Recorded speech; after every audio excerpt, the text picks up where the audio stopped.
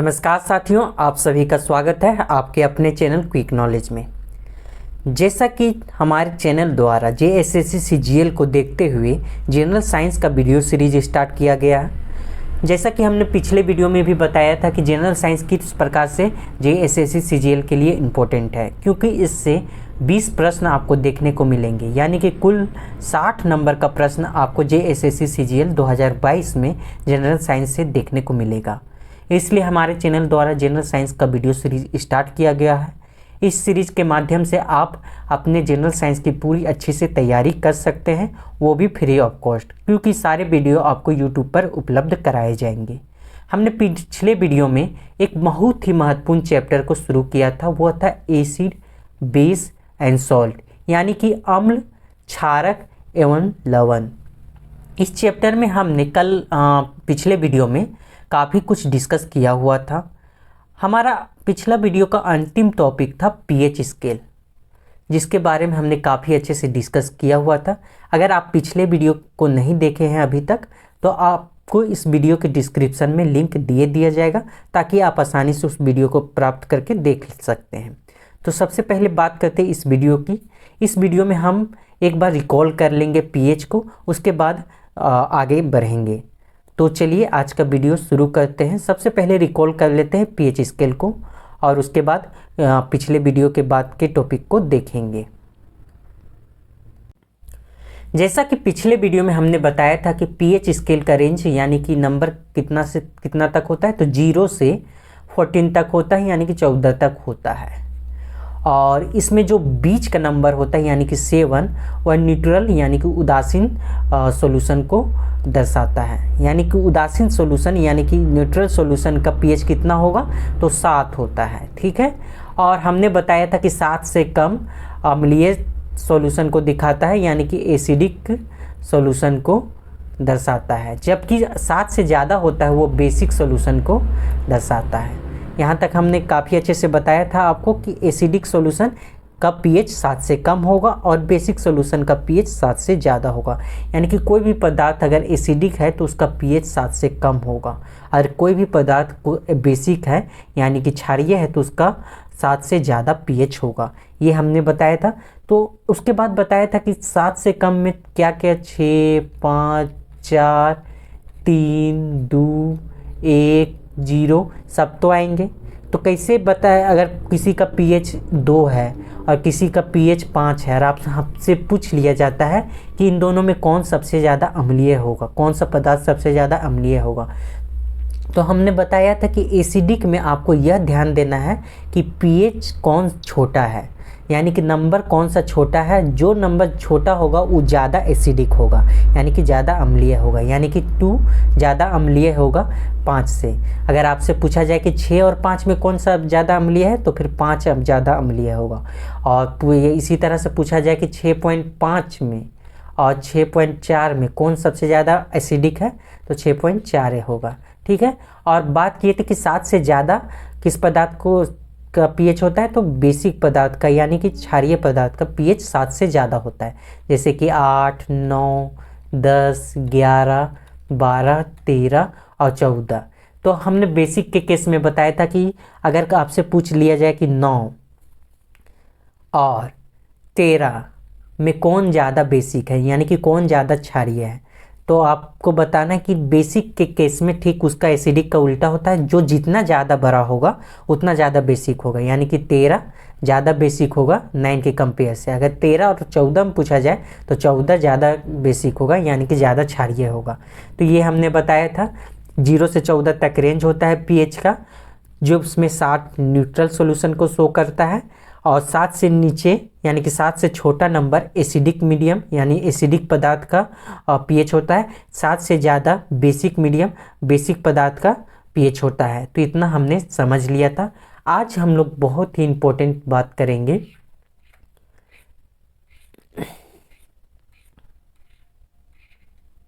जैसे कुछ पदार्थ आपके आसपास दिखते हैं, तो उनमें से कौन, मतलब जैसे खाद्य पदार्थ हो गया, जैसे कि कोई फल या सब्जी की बात हो गई कि उनमें से विभिन्न फल सब्जियों में अनेक प्रकार के एसिड पाए जाते हैं, यानी कि अम्ल पाए जाते हैं।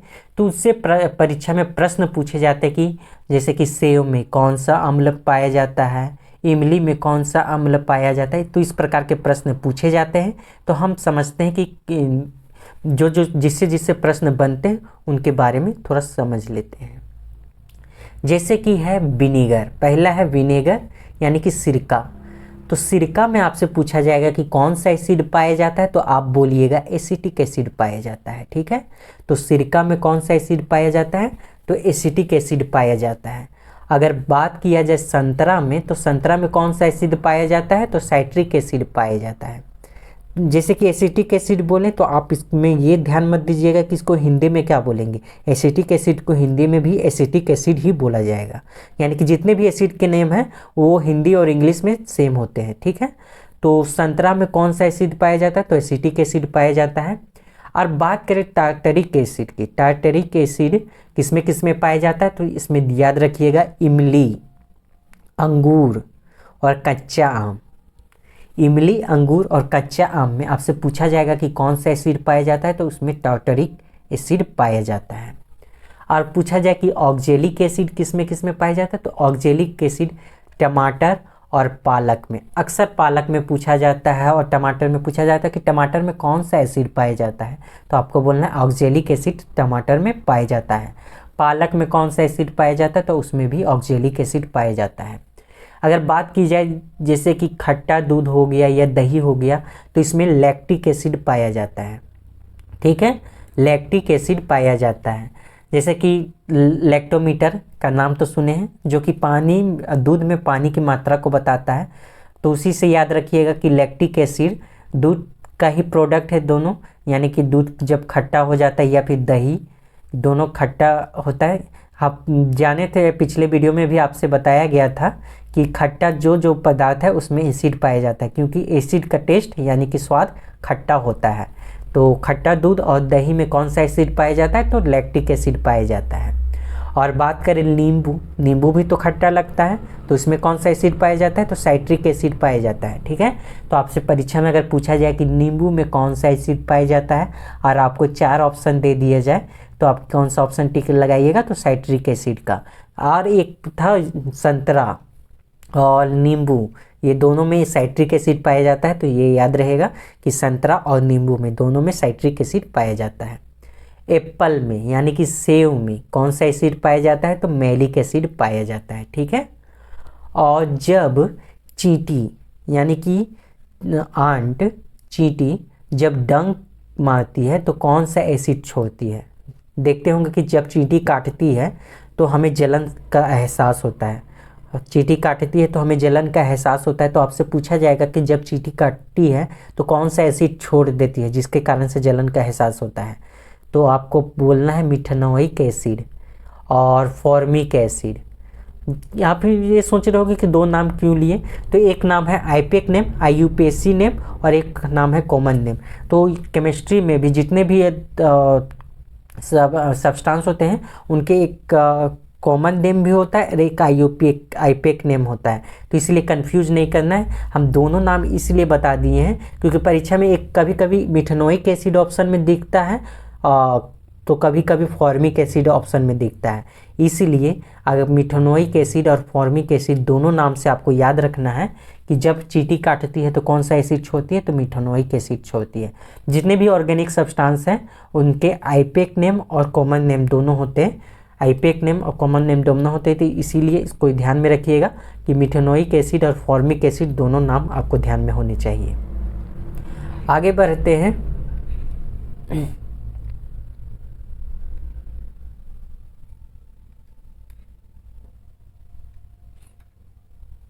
नेटल का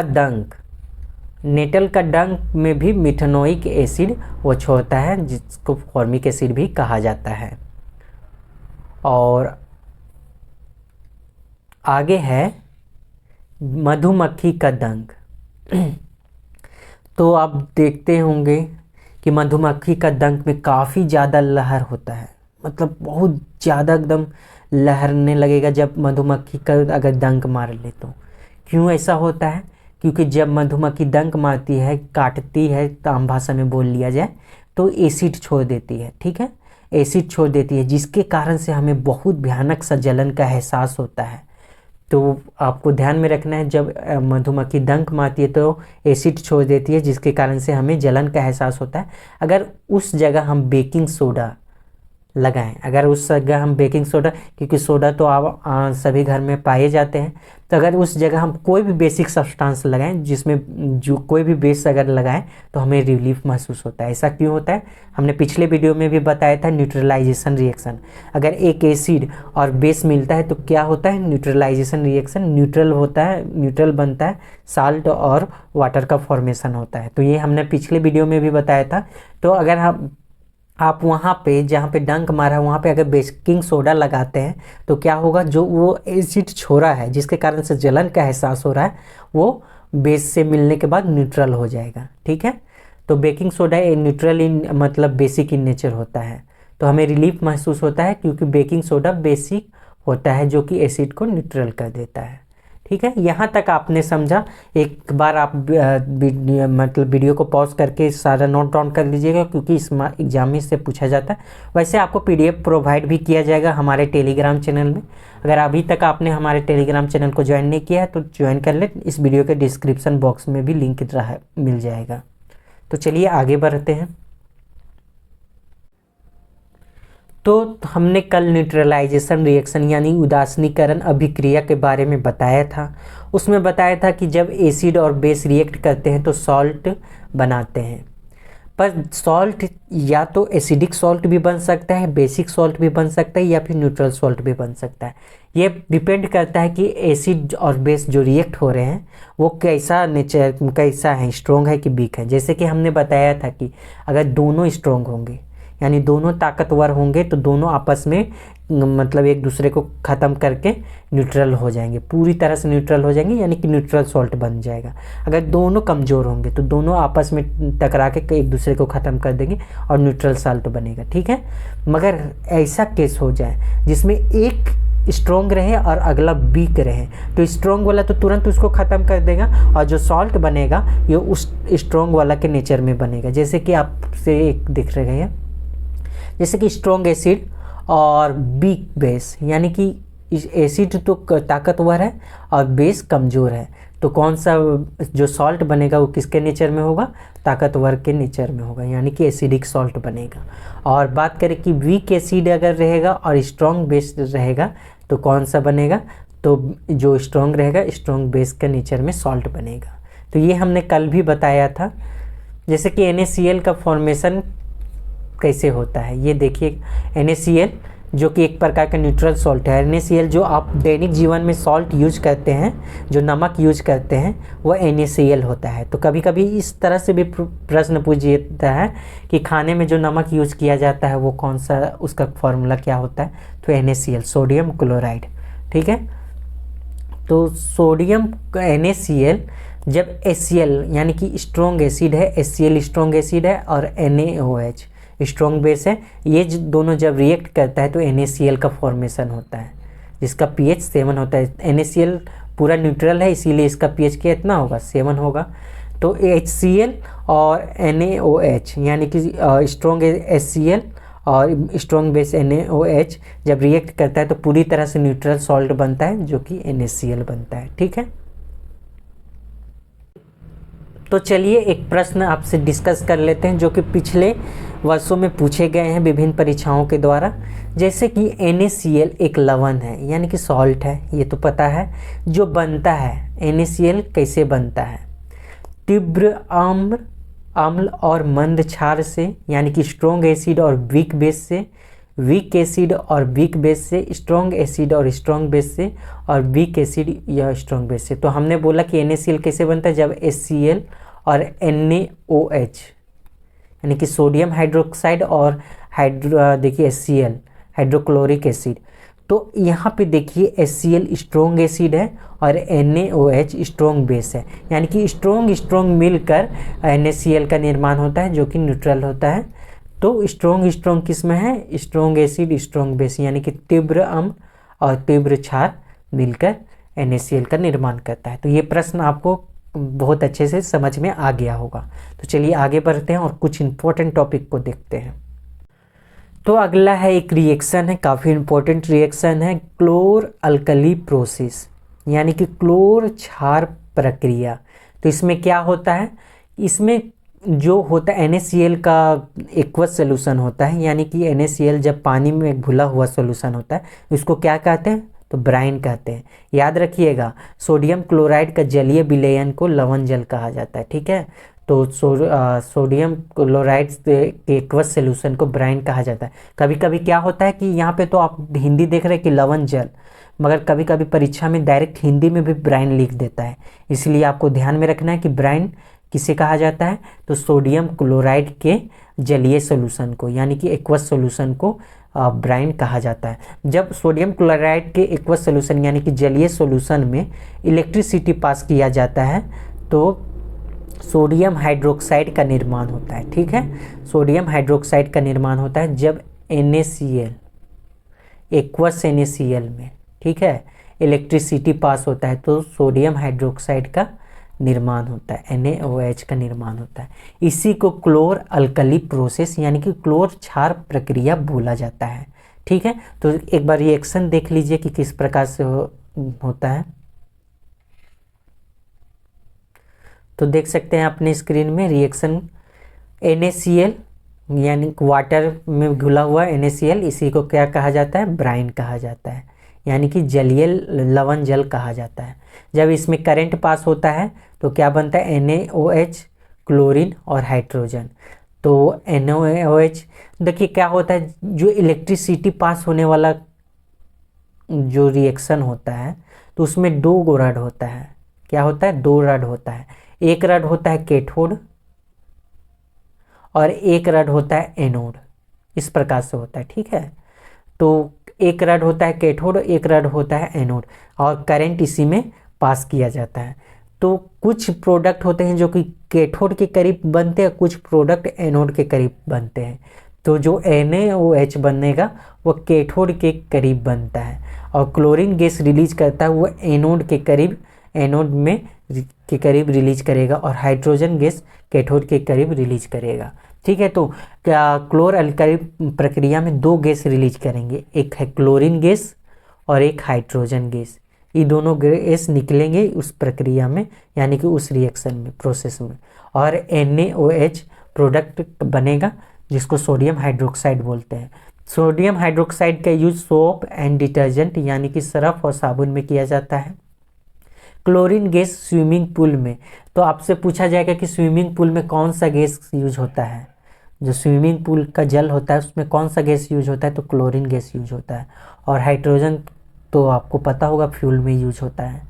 तो ये कुछ जानकारी हो गई जिसको इस चैप्टर से अलग है, फिर भी आपसे इसको अच्छे से बता दिया गया है क्योंकि इनसे प्रश्न बनते हैं।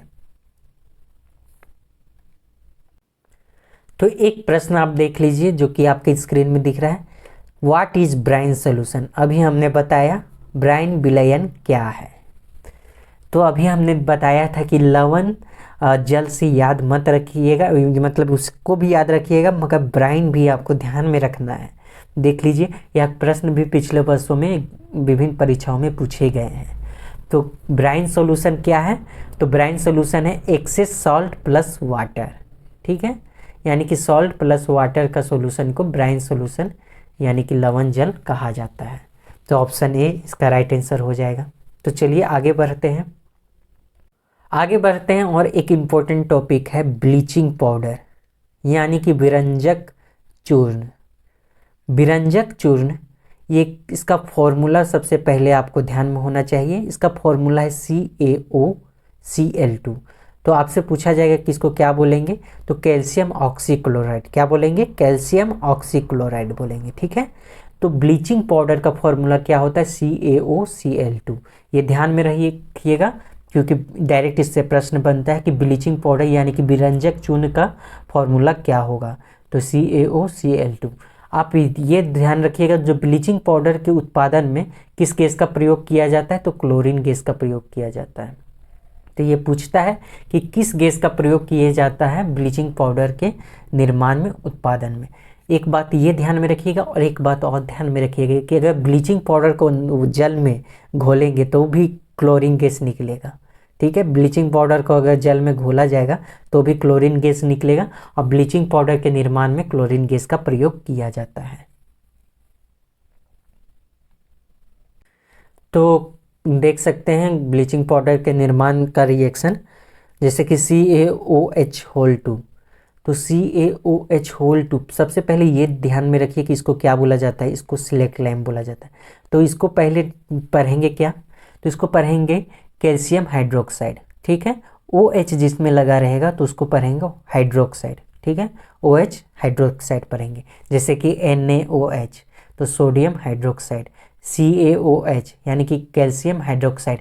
और ये आप देख रहे होंगे कि इसमें 2 लगा और NaOH लिखे थे तो इसमें यहाँ पे कुछ नहीं लगा यानी कि 1 लगा। तो ऐसा क्यों होता है, तो जब हम एक केमिस्ट्री के आगे चैप्टर में आगे जब चैप्टर पढ़ेंगे तो उसमें वैलेंसी बताएंगे और रिएक्शन किस प्रकार से होता है, प्रोडक्ट किस प्रकार से बनता है वो बताएंगे, तभी ये आपको अच्छे से समझ में आ जाएगा। तो CaOH2 क्या है, तो सिलेक्ट लैम्प है। इसको क्या बोला जाता है, सिलेक्ट लैम्प बोला जाता है। ये कैल्शियम हाइड्रोक्साइड है। जब इसमें क्लोरीन गैस को पास किया जाता है, जैसे देखिए हमने बताया था कि ब्लीचिंग पाउडर के निर्माण में किस गैस का प्रयोग होता है, तो देख सकते हैं क्लोरीन गैस का प्रयोग हो रहा है। तो ब्लीचिंग पाउडर बनता है CaOCl2 और वाटर बनता है। तो आपने देखा ब्लीचिंग पाउडर का रिएक्शन क्या है। अब समझिए कि ब्लीचिंग पाउडर का यूज क्या क्या है, ब्लीचिंग पाउडर का यूज क्या है। तो ब्लीचिंग पाउडर का यूज होता है विरंजक के लिए, यानी कि ब्लीचिंग के लिए होता है, यानी कि कोई भी कलर, किसी भी चीज़ में कलर निकालने के लिए, विरंजक के लिए इसका यूज होता है। यह एक ऑक्सीडाइजिंग एजेंट है। यहाँ पे आप तो अगर केमिस्ट्री में कोई वीक स्टूडेंट है या फिर पहली बार केमिस्ट्री पढ़ रहा है तो उसको ऑक्सीडाइजिंग एजेंट में प्रॉब्लम होगा, पर कंफ्यूज होने की ज़रूरत नहीं है। आगे आने वाले चैप्टरों में हम इसको अच्छे से डिस्क्राइब भी करेंगे कि ऑक्सीडाइजिंग एजेंट क्या होता है, रिड्यूसिंग एजेंट क्या होता है। और पीने वाले पानी को जीवाणु यानी जर्म से मुक्त करने के लिए ब्लीचिंग पाउडर का प्रयोग किया जाता है। जैसे कि आप देखते होंगे कि बरसात के दिनों में कुओं में ब्लीचिंग पाउडर डालते हैं। तो ब्लीचिंग पाउडर का प्रयोग क्यों करते हैं, क्योंकि उसका जो कीटाणु होता है, जीवाणु होता है, वो ब्लीचिंग पाउडर के डालने से मर जाता है, इसीलिए यानी ब्लीचिंग पाउडर का प्रयोग करते हैं। तो पीने वाले पानी को जीवाणुओं से मुक्त करने के लिए हम किसका प्रयोग करते हैं, तो ब्लीचिंग पाउडर का प्रयोग करते हैं। तो एक प्रश्न बनाइए कि एक प्रश्न है, विरंजक चूर्ण को यानी कि ब्लीचिंग पाउडर को जल में मिश्रित करने पर कौन सा गैस निष्कासित होगी, यानी कि कौन सा गैस रिलीज करेगी जब ब्लीचिंग पाउडर को वाटर में ऐड करेंगे। तो जब भी ब्लीचिंग पाउडर की बात आए कि ब्लीचिंग पाउडर किस गैस से मिलकर किस गैस से बनता है, तो क्लोरीन गैस से बनता है। यानी कि ब्लीचिंग पाउडर के उत्पादन में कौन सा गैस का प्रयोग किया जाता है, तो क्लोरीन गैस का प्रयोग किया जाता है। अगर आपसे यह पूछा जाए कि ब्लीचिंग पाउडर को वाटर में डालेंगे तो कौन सा गैस रिलीज करेगा, तो क्लोरीन गैस रिलीज करेगा। यानी कि ब्लीचिंग पाउडर से में आप याद रखिएगा कि कभी भी गैस का बात होगा तो क्लोरीन गैस होगा। तो इसका राइट आंसर क्या हो जाएगा, इसका राइट आंसर हो जाएगा C, क्लोरीन। ठीक है, देखिए इस प्रकार से भी प्रश्न पूछ लिए जाते हैं, जैसे कि क्लोरीन गैस का उपयोग निम्न में से किसके निर्माण में किया जाता है, यानी कि chlorine gas is used in the manufacture of, ये रेलवे में पूछा हुआ प्रश्न है कि क्लोरीन गैस का उपयोग निम्न में से किसके निर्माण में किया जाता है। तो यहाँ पे ऑप्शन दे देगा baking powder, bleaching powder, baking soda, washing soda. तो एग्जामिनेशन में यही छोटे मोटे प्रश्न भी कंफ्यूज कर देते हैं कि यहाँ पे आप ब्लीचिंग पाउडर या बेकिंग पाउडर में कंफ्यूज कर जाइएगा कि क्या होगा। तो इसीलिए ध्यान से अगर अच्छे से एक बार रिवीजन करते हैं क्लास के बाद तो आपको इस सब में कंफ्यूजन नहीं होगा। तो इसका राइट आंसर क्या हो जाएगा, ब्लीचिंग पाउडर। ब्लीचिंग पाउडर के निर्माण में क्लोरीन गैस का प्रयोग किया जाता है। अगला प्रश्न देखिए कि किसका उपयोग पेयजल को कीटाणु रहित करने के लिए किया जाता है, यानी which of the following use to disinfecting drinking water, यानी कि पीने वाले पानी को कीटाणु रहित करने में किसका प्रयोग किया जाता है। देखिए जितने भी चीज़ बताए जाते हैं आपको उससे प्रश्न एग्जामिनेशन में पूछे गए हैं, सोचिए कि कितना इम्पोर्टेंट है आपके लिए यह क्लास। यानी कि जितने भी चीज़ आपको बताए जाते हैं वो कोई भी चीज़ ऐसा नहीं है कि बेकार का बताया जा रहा है। यानी कि सभी से प्रश्न बनते हैं और सभी से प्रश्न आपके आने के पूरे पूरे चांस हैं। तो क्या है, तो हमने बताया था कि ब्लीचिंग पाउडर को हम लोग जल में मिलाते हैं क्योंकि उसको कीटाणु रहित करने के लिए। अभी हमने ब्लीचिंग पाउडर के बारे में पढ़ा, आगे हम जानते हैं बेकिंग सोडा के बारे में। इससे भी प्रश्न बनते हैं, बेकिंग सोडा, ठीक है। तो सबसे पहले हमने ब्लीचिंग पाउडर के लिए आपको बताया था कि उसका फॉर्मूला ध्यान में रखना है। उसी चीज़ हमको बेकिंग सोडा में भी बोलते हैं कि बेकिंग सोडा के लिए आपको सबसे पहले फॉर्मूला ध्यान में होना चाहिए कि इसका फॉर्मूला क्या होता है। तो NaHCO3, NaHCO3 किसका फॉर्मूला हो गया, तो बेकिंग सोडा का फॉर्मूला हो गया। तो इसको बोलेंगे सोडियम हाइड्रोजन कार्बोनेट, ठीक है। सोडियम हाइड्रोजन कार्बोनेट यहाँ पे लिख भी दिया गया है, सोडियम हाइड्रोजन कार्बोनेट।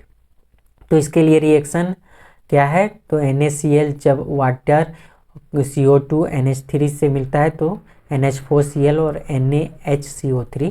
तो ये रिएक्शन उतना इम्पोर्टेंट नहीं है, तो आपको इसका फॉर्मूला ध्यान में रखना है कि बेकिंग सोडा का फॉर्मूला क्या होता है, तो NaHCO3 होता है। अगर बात की जाए बेकिंग पाउडर कैसे बनता है, तो बेकिंग सोडा में जब टार्टरिक एसिड मिलाते हैं तो बेकिंग पाउडर बनता है। बेकिंग सोडा में जब टार्टरिक एसिड मिलाते हैं तो बेकिंग पाउडर बनता है।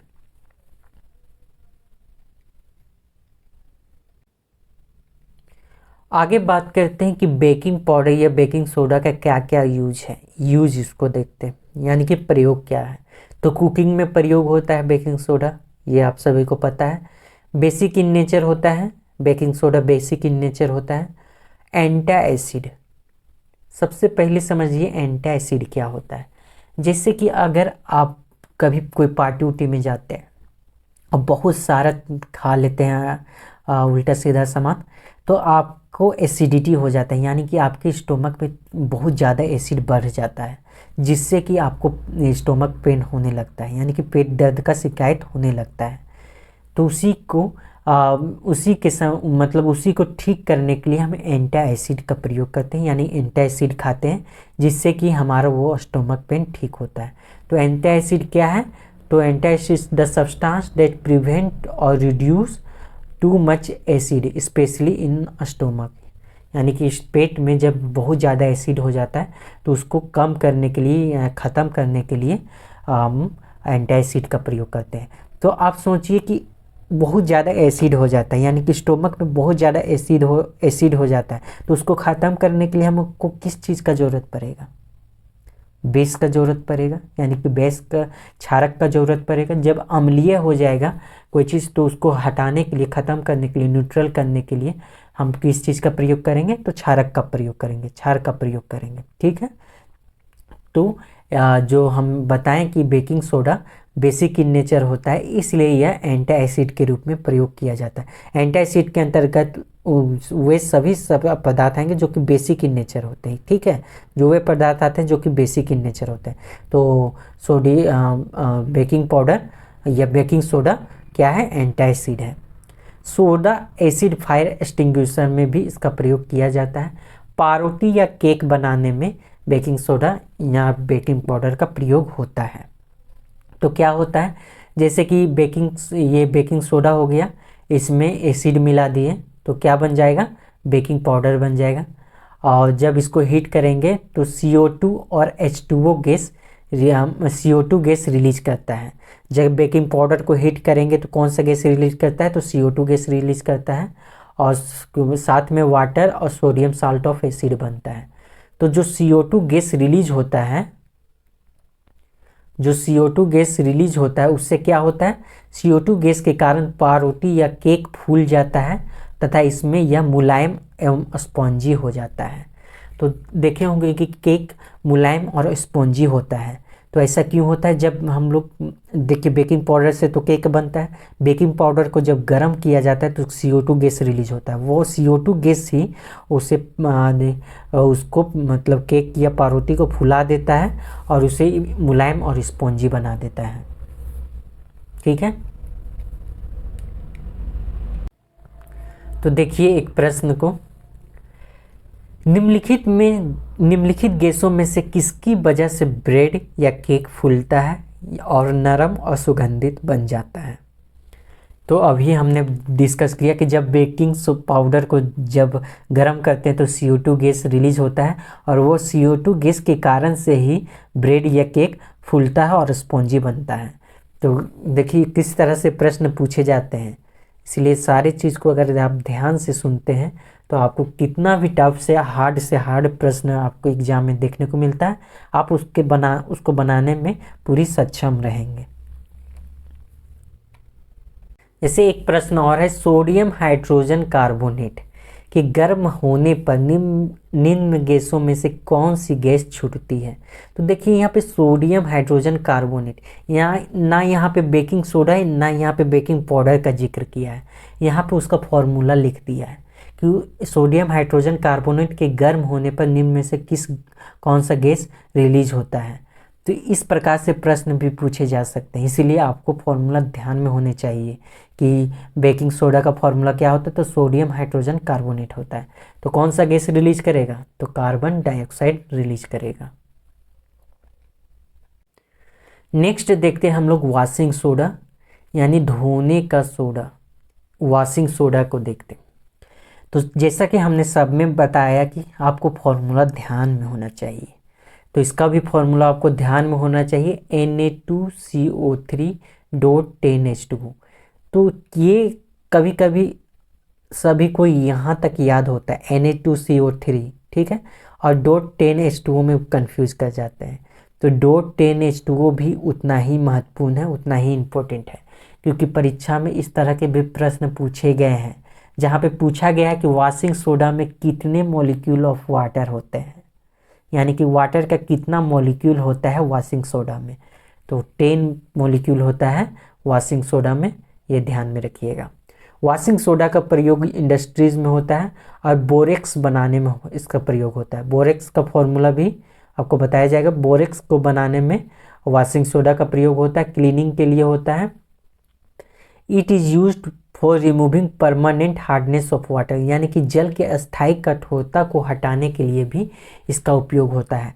तो यानी कि हार्डनेस वाटर, हार्ड वाटर क्या होता है, तो ये सब चीज़ भी आपको डिस्कस किया जाएगा। तो आप यह जानिए कि जल की जो अस्थायी कठोरता होती है उसको हटाने के लिए भी वॉशिंग सोडा का प्रयोग किया जाता है। नेक्स्ट है जिप्सम, जिसका फॉर्मूला होता है CaSO4.2H2O। क्या होता है, CaSO4.2H2O इसका फॉर्मूला होता है। अगला है प्लास्टर ऑफ पेरिस। जिप्सम को जब हम 373 केल्विन में गर्म करने पर यह वाटर मॉलिक्यूल को लूज कर देता है, ठीक है, और कैल्शियम सल्फेट हेमीहाइड्रेट बन जाता है। तो इसे प्लास्टर ऑफ पेरिस कहा जाता है, ठीक है। जिप्सम और प्लास्टर ऑफ पेरिस में के फॉर्मूला में बहुत ज़्यादा अंतर नहीं है, देख सकते हैं आप, जैसे कि COSO4.12H2, यानी कि ये पूरी तरह से सेम है, बस यहाँ पे 2H2 है, यानी कि 2 मॉलिक्यूल ऑफ वाटर है जिप्सम में। तो प्लास्टर ऑफ पेरिस में ये सेम फॉर्मूला होगा, बस हाफ मॉलिक्यूल ऑफ वाटर होगा, ठीक है। तो हाफ मॉलिक्यूल ऑफ वाटर होगा प्लास्टर ऑफ पेरिस में, और जिप्सम से पूरा तरह से सेम फॉर्मूला होता है। तो क्या करते हैं, जिप्सम को गर्म करते हैं तो उसका कुछ वाटर मॉलिक्यूल हट जाता है और यह बन जाता है, तो उसे प्लास्टर ऑफ पेरिस कहा जाता है, ठीक है। तो प्लास्टर ऑफ पेरिस का फॉर्मूला पूछा जाता है, और जिसमें कि ये दोनों फॉर्मूले आपको दे दिए जाएंगे, खाली वाटर मॉलिक्यूल को चेंज कर दिया जाता है। तो इस तरह के प्रश्न में भी कंफ्यूज हो जाते हैं बहुत छात्र। तो ये ध्यान में रखिएगा कि प्लास्टर ऑफ पेरिस का फॉर्मूला होता है CaSO4.12H2O, यानी कि हाफ मॉलिक्यूल ऑफ वाटर उसमें होता है। प्लास्टर ऑफ पेरिस का प्रयोग कहाँ कहाँ पे होता है, जैसे कि इसका प्रयोग डॉक्टर टूटी हुई हड्डियों को सही जगह पर स्थिर रखने के लिए करते हैं। जैसे कि आप देखे होंगे कि किन्हीं किन्हीं का हाथ पैर फ्रैक्चर हो जाता है तो उसके ऊपर प्लास्टर चढ़ाया जाता है, वो क्या होता है, प्लास्टर ऑफ पेरिस होता है। खिलौना बनाने, सतह को चिकना करने में पेरिस का प्रयोग होता है। ये सब आप दैनिक जीवन में यानी कि डेली लाइफ में तो देखते ही होंगे। नेक्स्ट है आपके सामने एम्फोटिक ऑक्साइड, यानी कि उभयधर्मी ऑक्साइड। उभयधर्मी ऑक्साइड क्या होता है, कल के भी मतलब पिछले वीडियो में आपको हमने दो चीज़ बताए थे और बोला था कि इसे ध्यान में रखिएगा। पहला ये बताया था कि जो मेटल ऑक्साइड यानी कि धातु का जो ऑक्साइड होता है वो बेसिक इन नेचर होता है, बेसिक इन नेचर होता है, और जो अधातु का ऑक्साइड होता है वो एसिडिक इन नेचर होता है। ठीक है, ये हमने बताया था कि धातु का ऑक्साइड बेसिक इन नेचर होता है। तो आप ये जान गए कि धातु का ऑक्साइड बेसिक इन नेचर होता है, मगर कुछ ऐसे धातु के ऑक्साइड हैं जो कि एसिडिक और बेसिक दोनों बिहेवियर शो करते हैं। क्या बोले हमने कि कुछ जनरली सब धातु के ऑक्साइड बेसिक इन नेचर होते हैं, यानी कि जनरली बेसिक इन नेचर होता है, मगर कुछ एक्सेप्शन, कुछ ऐसे मेटल है यानी कुछ ऐसे धातु है जिसका ऑक्साइड एसिडिक और बेसिक दोनों बिहेवियर शो करता है। उस ऑक्साइड को, उस मेटल ऑक्साइड को क्या होता है कि एसिड और बेस दोनों से रिएक्ट करता है और सॉल्ट और वाटर बनाता है। तो उस तरह के ऑक्साइड को एम्फोटिक ऑक्साइड कहा जाता है। ठीक है, वैसे मेटल को ऑक्साइड जो कि एसिडिक और बेसिक दोनों बिहेवियर शो करते हैं। ये ध्यान में रखना है कि धातु का ऑक्साइड बेसिक इन नेचर होता है, मगर कुछ एक्सेप्शन केस के मेटल है जो कि एसिडिक और बेसिक दोनों बिहेवियर शो करते हैं, उसे एम्फोटिक ऑक्साइड कहा जाता है। उदाहरण के तौर पर आपको दो याद रखना है, एक अल्युमिनियम ऑक्साइड और एक जिंक ऑक्साइड। ठीक है, खास करके अल्युमिनियम ऑक्साइड काफ़ी इंपॉर्टेंट है कि अल्युमिनियम ऑक्साइड एक एम्फोटिक ऑक्साइड है, यानी कि एल्युमिनियम ऑक्साइड, जैसे कि सभी धातु का ऑक्साइड बेसिक इन नेचर होता है, पर एल्युमिनियम ऑक्साइड एसिडिक और बेसिक दोनों नेचर का होता है। ठीक है, उसी प्रकार से जिंक ऑक्साइड एसिडिक और बेसिक दोनों नेचर का होता है। नेक्स्ट टॉपिक है एक्वा रेजिया, जिसे रॉयल वाटर कहा जाता है। एक्वा रेजिया जिसे रॉयल वाटर कहा जाता है, रॉयल वाटर कहा जाता है। तो ये क्या होता है, तो याद रखिएगा कि HCl और HNO3 यानी कि दो एसिड का प्रयोग किया जाता है एक्वा रेजिया यानी कि रॉयल वाटर को बनाने में। और किस रेशियो में होता है, HCl 3 रेशियो में और HNO3 1 रेशियो में, यानी कि HCl और HNO3 का 3 रेशियो 1 में प्रयोग होता है एक्वा रेजिया को बनाने में, यानी कि रॉयल वाटर को बनाने में प्रयोग होता है। तो इसमें किस तरह के प्रश्न बनते हैं, सबसे पहले बोला जाएगा कि एक्वा रेजिया रॉयल वाटर बनाने में कौन कौन से एसिड का प्रयोग होता है। तो पहला चीज़ याद रखिए क्या, हाइड्रोक्लोरिक एसिड और concentrated nitric acid, concentrated hydrochloric acid और कंसनट्रेटेड नाइट्रिक एसिड। यहाँ पे कंसनट्रेटेड आया और डाइल्यूट आया, ये दो चीज़ों में कंफ्यूज होते हैं, कंसनट्रेटेड और डाइल्यूट। तो ध्यान में रखिएगा, कंसनट्रेटेड उसको कहा जाता है जिसमें कि वाटर की मात्रा नहीं होती, यानी कि जल की मात्रा नहीं होती है, तो उसे कंसनट्रेटेड कहा जाता है। डाइल्यूट उसको कहा जाता है जैसे कि कोई एसिड है उसमें जल मिलाया जाता है, तो उसको कहा जाता है कि वह डाइल्यूट हो गया है, यानी कि उसका जो पावर होता है उसको कुछ हद तक कम किया जाता है जल मिलाकर। ठीक है, तो जल मिलाने की प्रक्रिया होती है, अचानक जल मिलाया नहीं जाता, ड्रॉप बाय ड्रॉप करके जल मिलाया जाता है। तो ये दोनों का कंसनट्रेटेड प्रयोग किया जाता है 3:1 में। तो ये याद रखिएगा एक्वा रेजिया के लिए।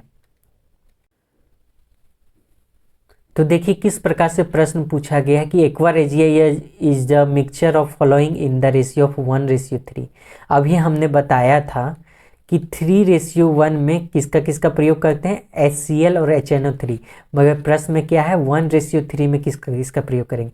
तो ठीक उसका उल्टा लिखेंगे कि 1:3 का बात कर रहा है, तो 3 रेशियो में कौन था, HCl था, और 1 रेशियो में कौन था, HNO3 था। तो HNO3 पहले होना चाहिए और HCl बाद में होना चाहिए। तो ऐसा कौन ऑप्शन है, ऑप्शन ए है। ठीक है, आगे बढ़ते हैं, अगला बात करते हैं एंटासिड की।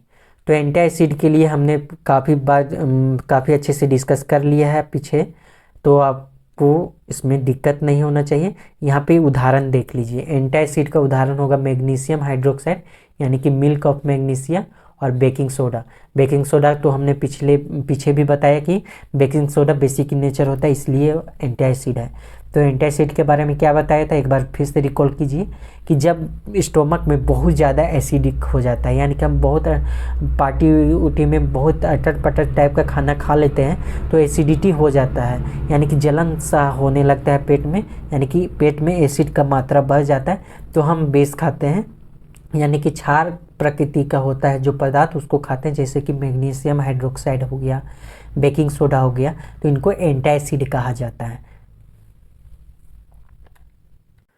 तो अंत में कुछ अन्य महत्वपूर्ण पॉइंट को भी डिस्कस कर लेते हैं, जैसे कि H2SO4 solution is used in lead storage battery, यानी कि लीड स्टोरेज बैटरी में किस एसिड का प्रयोग होता है, तो H2SO4 का प्रयोग होता है। Sulphuric acid is also known as oil of vitriol, यानी कि सल्फ्यूरिक अम्ल को ऑयल ऑफ विट्रियोल कहा जाता है। ठीक है, तो ऑयल ऑफ विट्रियोल अगर पूछा जाए कि ऑयल ऑफ विट्रियोल किस अम्ल को कहा जाता है, तो सल्फ्यूरिक अम्ल को कहा जाता है। और एक पॉइंट है, जिस प्रकार से ऑयल ऑफ विट्रियोल सल्फ्यूरिक अम्ल को कहा जाता है, उसी प्रकार से हाइड्रोक्लोरिक एसिड को म्यूरिएटिक एसिड, एसिडम सैलिस और स्प्रिट ऑफ सॉल्ट कहा जाता है। तो म्यूरिएटिक अम्ल, एसिडम सैलिस और स्प्रिट ऑफ सॉल्ट पूछा जाए कि किसे कहा जाता है, तो हाइड्रोक्लोरिक अम्ल को कहा जाता है। तो दोस्तों हमने एसिड बेस एंड सॉल्ट, जो कि इस जनरल साइंस वीडियो सीरीज का पहला चैप्टर है, उसे हमने 2 वीडियो में ख़त्म कर लिया है। अगर आपने पिछला वीडियो नहीं देखा है तो पिछला वीडियो भी अवश्य देख लें। तो यह था एसिड बेस एंड सॉल्ट पर हमारा वीडियो लेक्चर। आपको यह वीडियो कैसा लगा हमें कमेंट सेक्शन में ज़रूर बताएं। हमारे वीडियो में क्या सुधार करने की ज़रूरत है वो भी आप हमें कमेंट सेक्शन में बता सकते हैं। और आपको अगर पीडीएफ चाहिए इस चैप्टर का, तो आपको हमारे टेलीग्राम चैनल में उसे उपलब्ध कराया जाएगा, वहाँ से आप डाउनलोड कर सकते हैं। और टेलीग्राम चैनल से इसलिए भी जुड़ जाइए क्योंकि जितने भी वीडियो का लिंक होता है वहाँ पे प्रोवाइड किया जाता है, साथ ही अन्य जानकारी भी वहाँ पे प्रोवाइड की जाती है। साथ ही अगर आप हमारे चैनल पर नए हैं तो हमारे चैनल को सब्सक्राइब कर दें और बेल आइकन को प्रेस कर दें। बेल आइकन को प्रेस करने से यह बेनिफिट होता है कि जब भी हमारे चैनल में वीडियो अपलोड किए जाएंगे तो उसका नोटिफिकेशन आपको मिल जाया करेगा। और इस वीडियो को यहीं तक रखते हैं। और अगर आपको यह वीडियो सही अच्छा लगा हो और अच्छे से समझ में आया हो तो अपने दोस्तों के साथ भी इस वीडियो को शेयर करना ना भूलें। तो मिलते हैं आपसे अगले वीडियो में। वीडियो देखने के लिए आप सभी का बहुत बहुत धन्यवाद।